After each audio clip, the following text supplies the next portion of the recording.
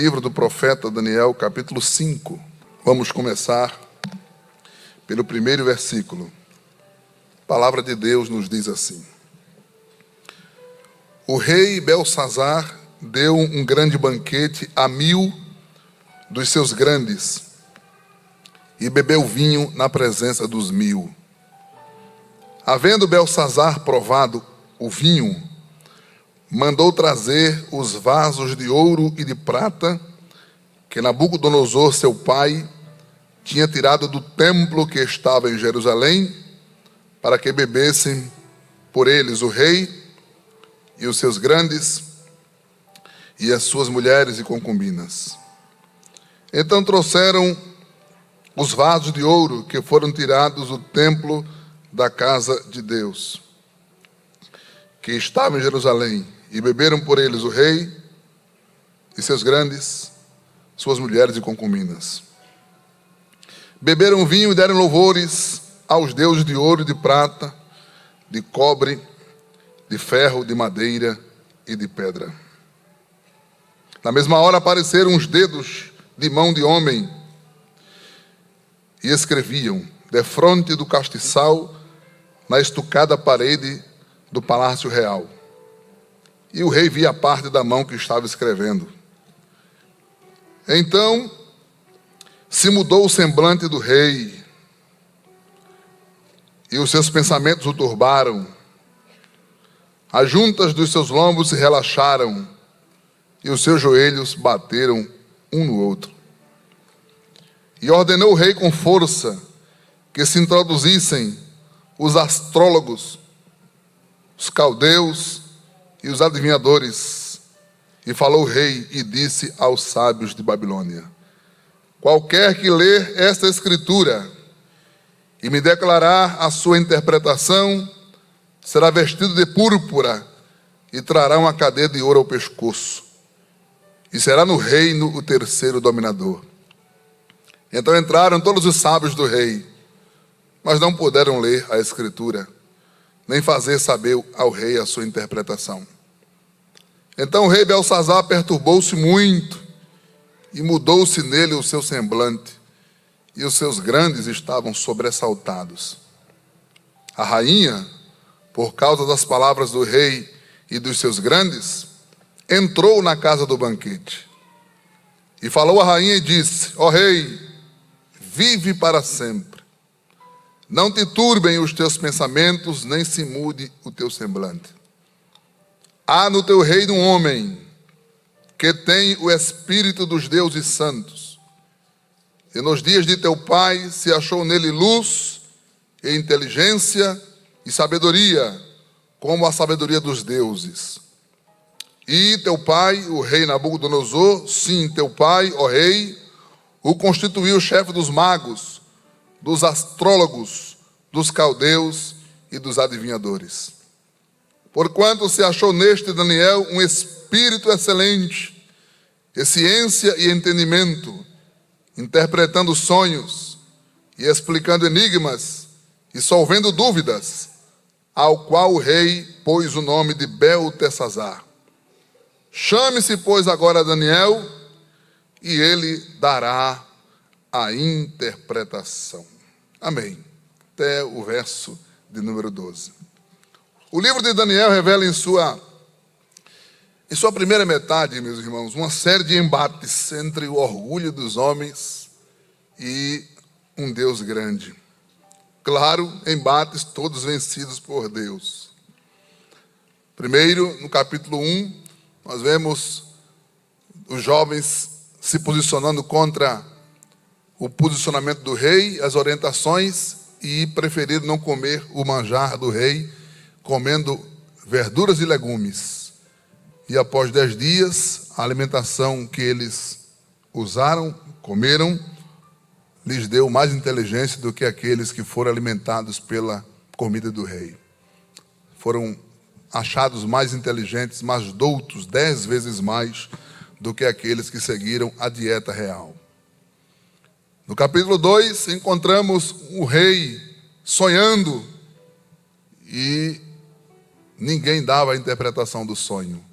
Mas Daniel pediu ao rei um tempo e foi orar ao Deus que revela todas as coisas. E a Bíblia nos diz que de noite, Deus mostrou a Daniel o sonho e a interpretação. No capítulo 3, a famosa ocasião em que 3 jovens foram jogados numa fornalha de fogo ardente, e Deus esfriou o fogo do rei, e Jesus passeou com eles dentro da fornalha de fogo ardente. No capítulo 4, um rei orgulhoso e soberbo foi abatido por Deus e passou um tempo comendo capim com mente de animal, porque não deu glórias, não tributou honras ao Senhor Deus Todo-Poderoso. E aqui no capítulo 5 encontramos este homem, Belsazar, que era neto do primeiro Nabucodonosor, não é? Um antepassado do rei Belsazar, foi o seu avô, Nabucodonosor, que após a sua morte foi sendo sucedido.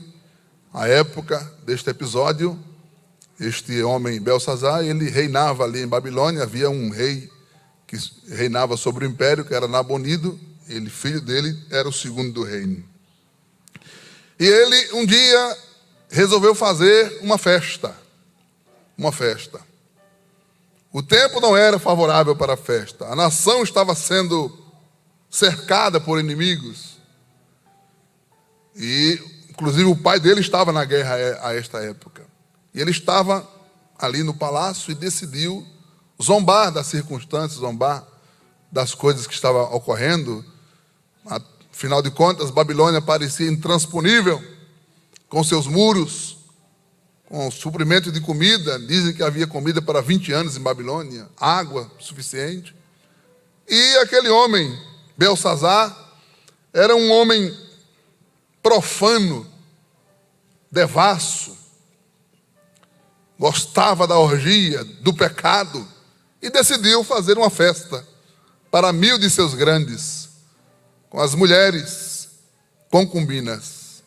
Uma festa grande, onde havia permissão para a prática da idolatria, do pecado. Qualquer semelhança não é mera coincidência. Estamos vivendo dias assim.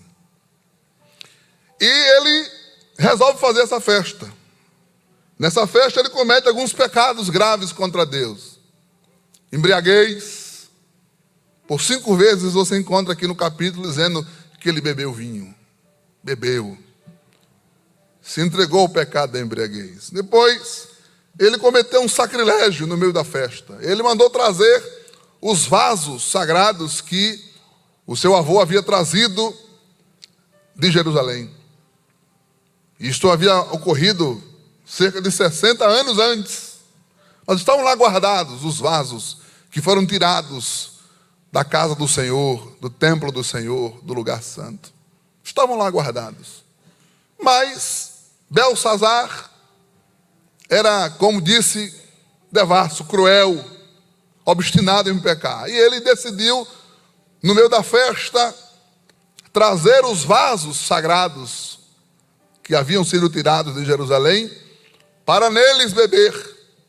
Ele, seus grandes, as mulheres dos grandes e as concubinas.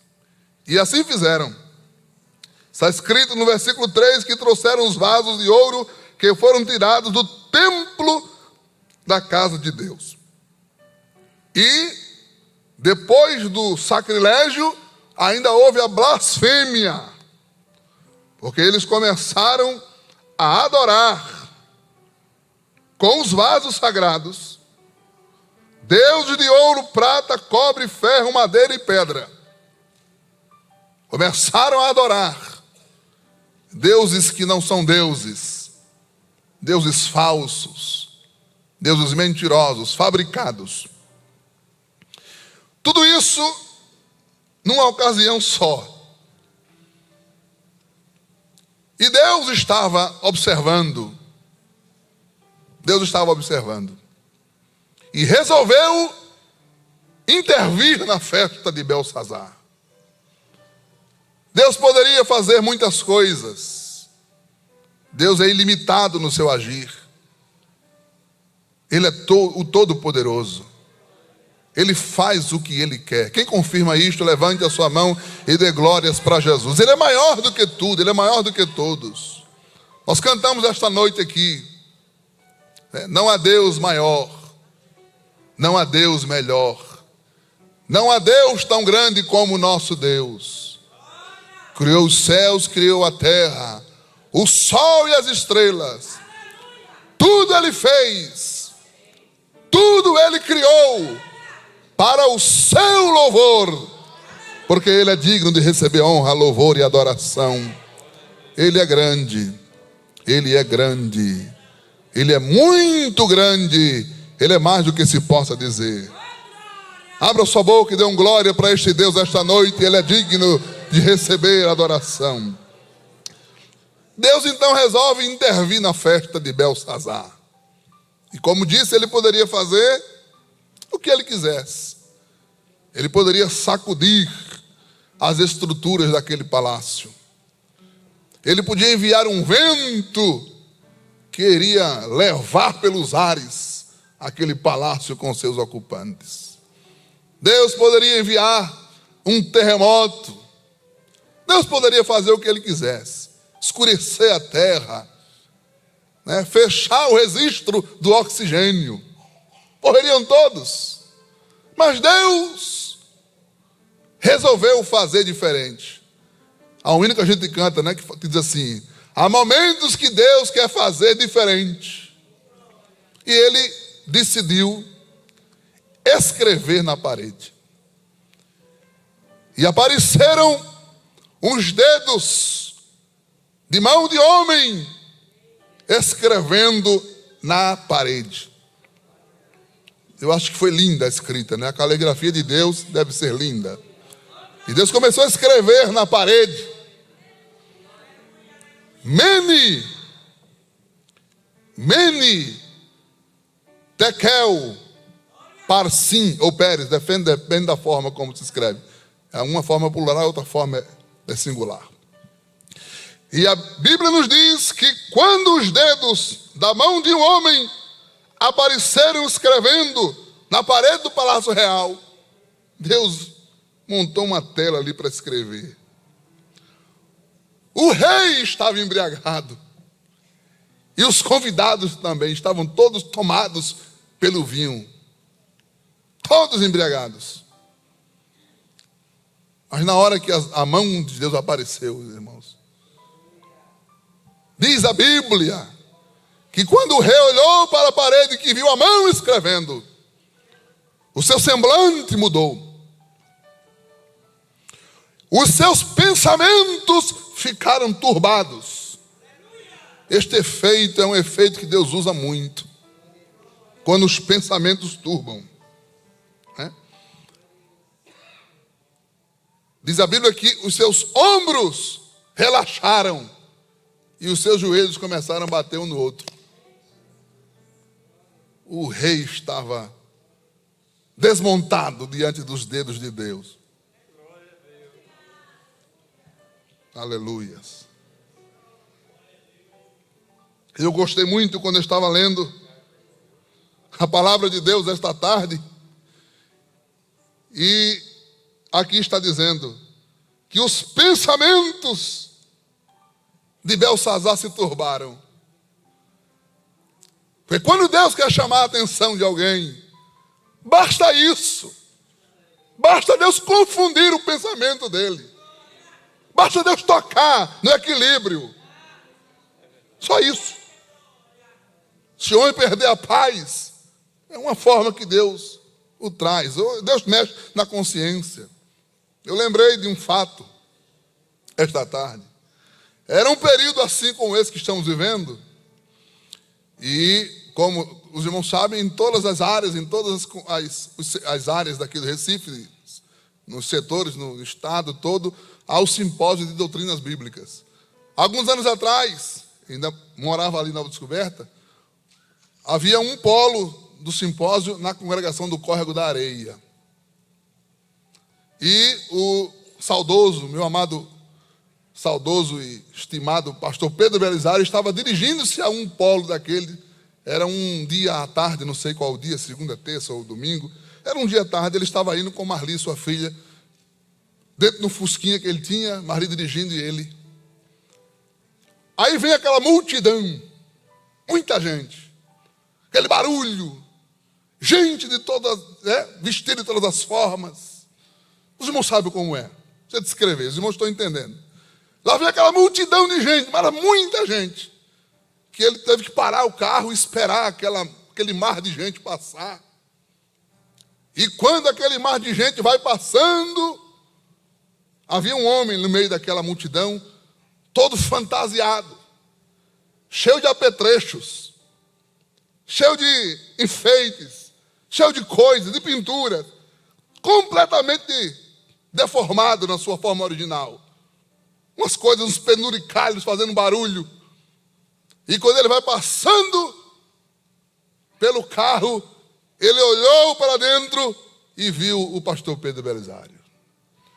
E quando ele viu, bateu um temor.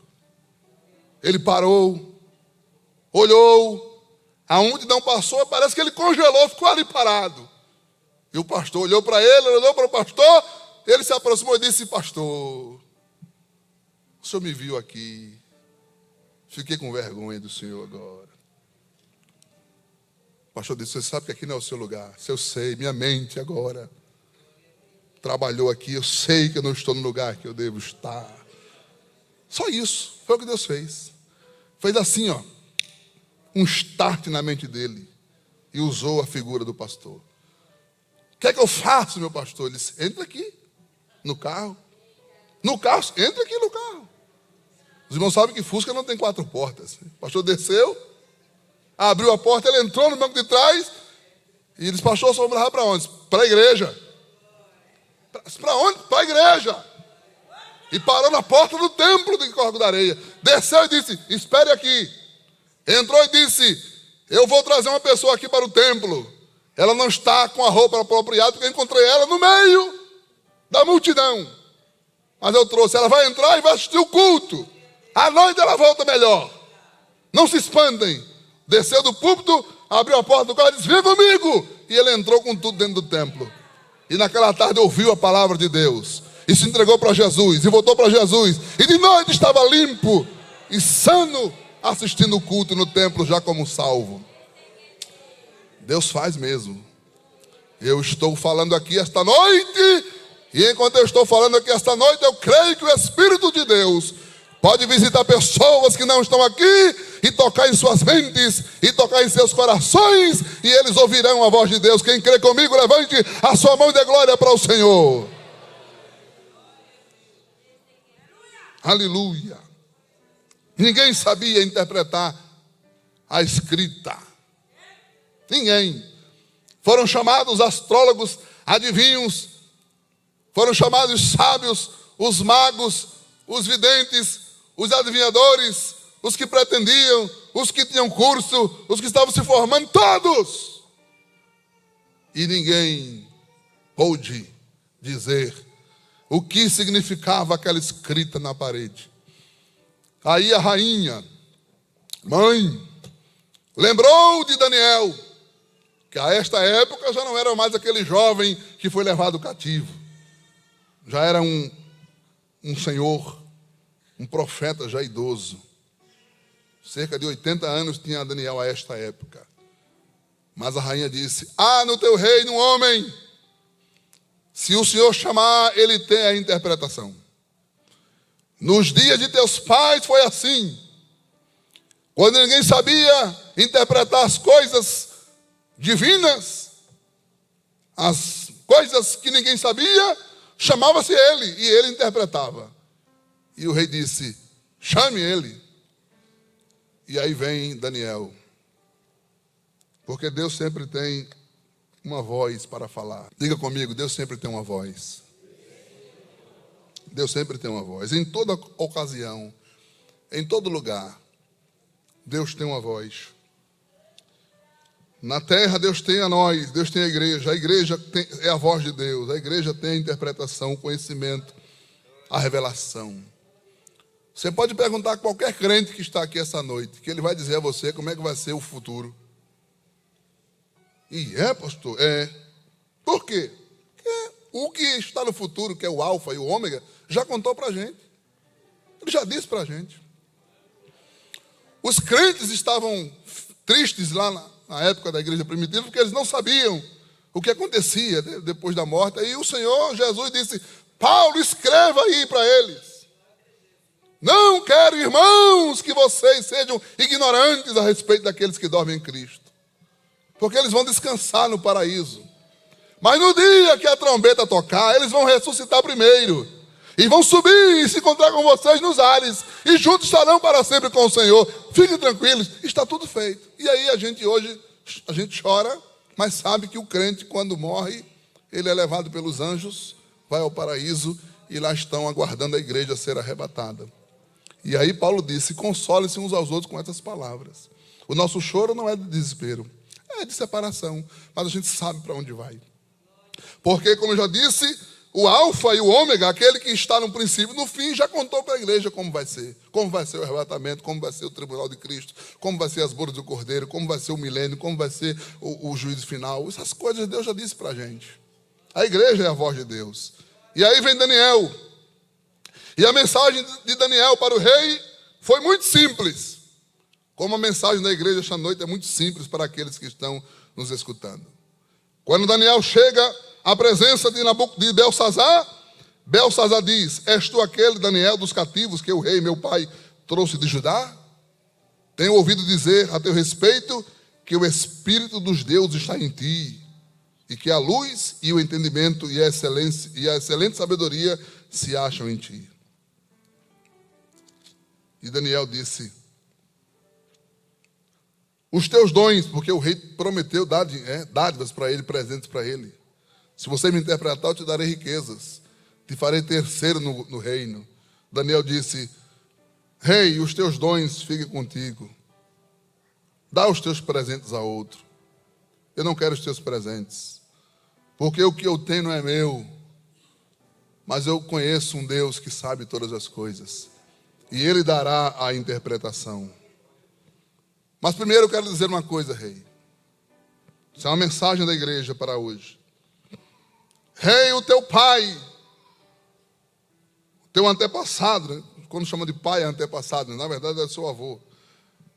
O teu pai, Nabucodonosor, foi um homem que teve fama, glória, riquezas, mas ele não reconheceu a grandeza e a glória como sendo um presente do Senhor.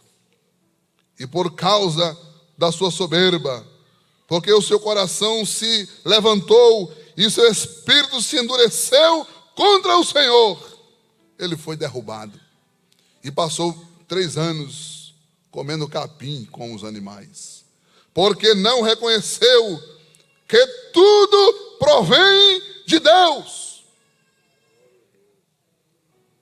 E esta é a mensagem da igreja nesses últimos dias. É a mensagem da igreja para este mundo. É preciso reconhecer que Deus é soberano, que Deus é grande, que Deus é o dominador de todas as coisas,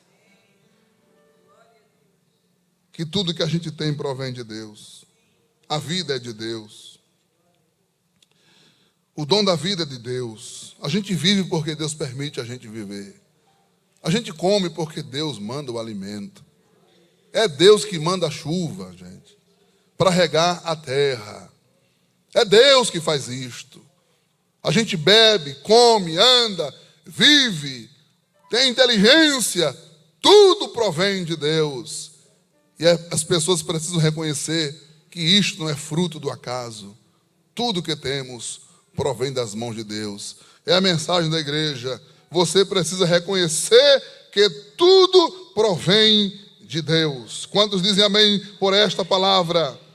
E no capítulo mais à frente, Daniel diz ao rei Belsazar: tu te levantaste contra o Senhor, porque foram trazidos vasos sagrados para que você pudesse beber nele com as suas mulheres e com as suas concubinas. E deste louvores a deuses de prata, de ouro e de cobre, de madeira e de ferro, que não ouvem, não sabem, não veem, mas a Deus, olha a palavra de Daniel, essa é a mensagem da igreja, mas a Deus, em cuja mão está a vida e todos os teus caminhos, tu não glorificaste. Foi a mensagem de Daniel, é a mensagem da igreja nestes dias. Precisamos glorificar somente a Deus. A vida está nas mãos de Deus. Aleluia. Até a vida dos que blasfemam está nas mãos de Deus. Já faz um tempo que nesse estado alguém se levantou e disse impropérios terríveis contra o meu Jesus. Muita gente lembra disso. E um dia muito triste eu estava, por conta daquelas coisas que diziam. Recentemente, ontem ou hoje, disseram outras coisas aí contra o nosso Deus. Teve gente aí dizendo que se Jesus vir arrebatar a igreja, vai dar um jeito de impedir o arrebatamento. Bendito seja o nome de Jesus. Bendito seja o nome de Jesus. Louvado seja o nome de Jesus. Glorificado seja Jesus. Porque Jesus é tão educado que sabe ouvir essas coisas. Sabe ouvir essas coisas.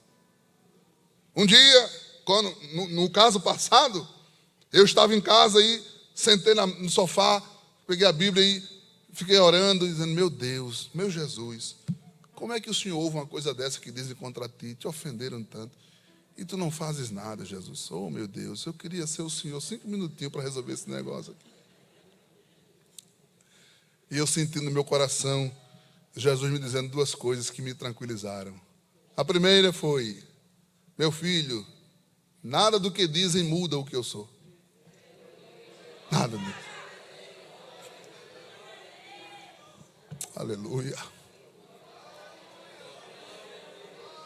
Jesus Cristo é o mesmo ontem, hoje e eternamente.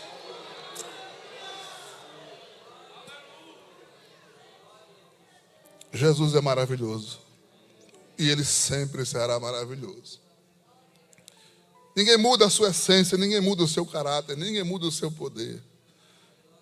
Deus gritou através de Malaquias e disse, eu, Senhor, não mudo. Não importa o que digam, não importa o que façam, Jesus Cristo é o mesmo.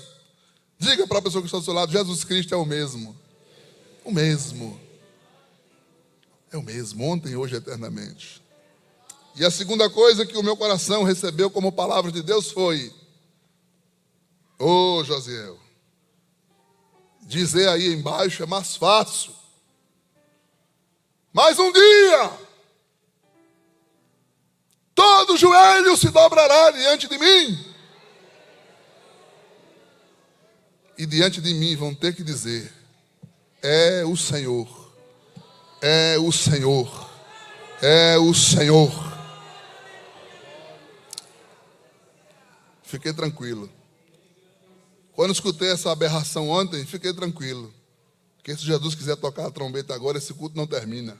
Eu quero ver quem impede o toque da trombeta. Eu quero ver quem impede o rápido da igreja. Porque essa igreja será arrebatada.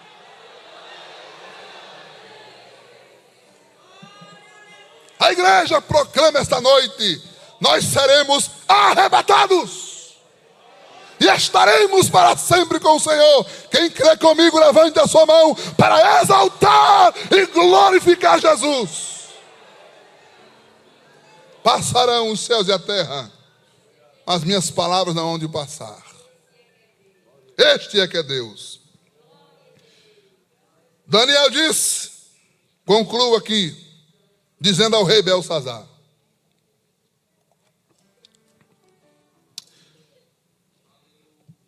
Belsazar, eu vou dizer a sentença.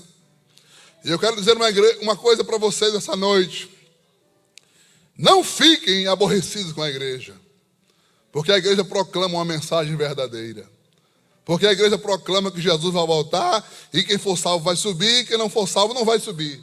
Não fiquem aborrecidos com a igreja, porque a sentença não é da igreja. O decreto é de Deus, é de Jesus. Foi Jesus quem disse. Daniel disse assim ao rei: esta é a escritura, que significa, é o decreto, é a sentença, é o documento escrito. Então a igreja proclama aquilo que está escrito. Daniel disse: rei, a sentença é esta. Mene significa Deus contou o teu reino. Isso significa que é Deus quem dá seguimento à história. É Deus que controla a história. É Deus que controla a história dos homens. É Deus que controla a história de todas as coisas. É Deus quem dá o começo e dá o fim. E não está no nosso poder. É Deus quem diz quando a gente nasce e quando a gente morre. O tempo que a gente vive. É Deus quem diz. É Deus quem determina. É Deus quem determina isto. Deus controla a história dos homens, do mundo e da igreja. Está tudo na agenda de Deus. A gente não sabe, mas está tudo no programa de Deus. A trombeta vai tocar. Os mortos vão ressuscitar. Os vivos serão transformados. Haverá um encontro da igreja com Jesus nas nuvens. Está tudo certo. A gente só não sabe dizer o dia, mas Deus já sabe. Depois do encontro nas nuvens, nós vamos para as bodas do Cordeiro. Encontrar Abraão, Isaque, Jacó, o próprio Daniel, os patriarcas, os pioneiros desta igreja. Lá passaremos 7 anos nas bodas do Cordeiro, depois de participar do tribunal de Cristo, onde seremos recompensados por nossas obras. Depois desceremos com Jesus no final da grande tribulação na terra.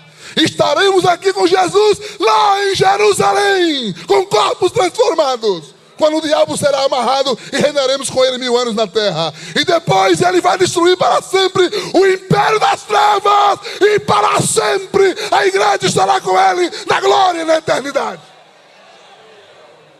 Já está decretado. Ninguém muda isto. Não tem ninguém que mude esta sentença, este decreto, esse escrito. Quem crê comigo, dê glória a Jesus. Será assim porque está escrito assim. Está determinado por Deus. Mene, está contado. Tekel, Deus pesou você na balança. Deus é quem julga as pessoas. Deus julgará os homens. Deus julgará a gente. E graças a Deus por isso, porque Ele é justo. João estava na ilha de Patmos e teve uma visão. E na visão ele viu um livro fechado e selado, por dentro e por fora. Ninguém podia abrir o livro. E João chorava. João disse: eu chorava, porque não havia ninguém digno de abrir o livro. E qual era o problema de um livro não ser aberto? É que se o livro não fosse aberto, os injustos não seriam castigados e os justos não seriam recompensados. Se o livro não fosse aberto, não adiantaria a gente se santificar na terra, porque não haveria recompensa para isso. Se o livro não fosse aberto, não haveria recompensa para esses jovens que estão aqui desde sexta-feira, buscando a presença de Deus e recebendo do Senhor, não haveria recompensa. Seriam tratados da mesma forma como aqueles que agora estão entregues ao pecado. Não haveria recompensa, não haveria castigo, não haveria a justa balança de Deus. Por isso que João chorava dizendo: vale a pena? Vale a pena se o livro não vai ser aberto? E uma voz se ouviu: João, não chores, não chores, não chores. Eis aqui o leão da tribo de Judá, que venceu e pode abrir os livros, e os livros serão abertos, e Deus recompensará aqueles que se santificam. Quem crê comigo, dê glória a Jesus. Deus recompensará, como Deus também julgará aqueles que não crerem na sua palavra. É a voz da igreja. É a igreja replicando o decreto do Senhor. Quem crê será salvo. Quem não crê será condenado. É uma palavra tão dura. Sim, foi dividido o teu reino. Chegou o tempo. Deus controla o tempo. O homem não controla o tempo. Deus controla o tempo. Você não tem o controle da sua vida. Você não tem o controle da sua história. Você não tem o controle do tempo da sua vida. Mas Deus tem. E se você entregar sua vida nas mãos de Deus, fique certo que a sua história, que o seu futuro, que tudo que você tem será por Deus dirigido, será por Deus guiado. Esta é a palavra da igreja para estes dias. Aqui está a igreja como a voz de Deus. E a igreja não pode pregar outra coisa, porque foi isso que Deus nos mandou pregar. Aquele que crê será salvo. Aquele que não crê será condenado. Para os que crerem, arrebatamento. Para os que crerem, tribunal de Cristo, recompensa das obras. Para os que crerem, bodas do Cordeiro. Para os que crerem, o enxugar dos olhos todas as lágrimas. Para os que crerem, descanso eterno. Para os que crerem, descanso perpétuo. Para os que crerem, vida eterna com o Senhor. Para os que não crerem,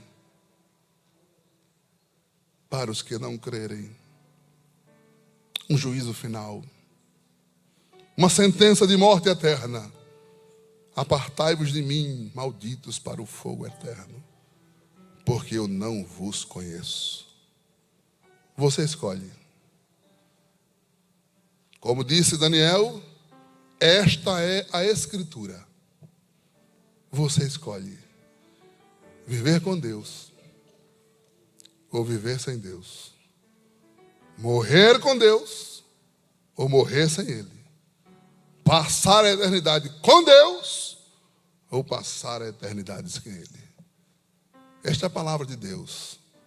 Esta é a voz de Deus através da igreja esta noite. Os que creem, levantem a sua mão comigo, dê glória para o nome de Jesus.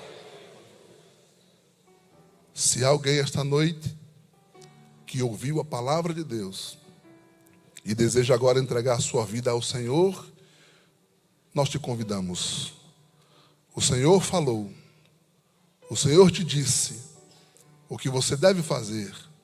Resta a você crer depois de ouvir, crer e aceitar aquilo que Deus propôs para o teu coração esta noite.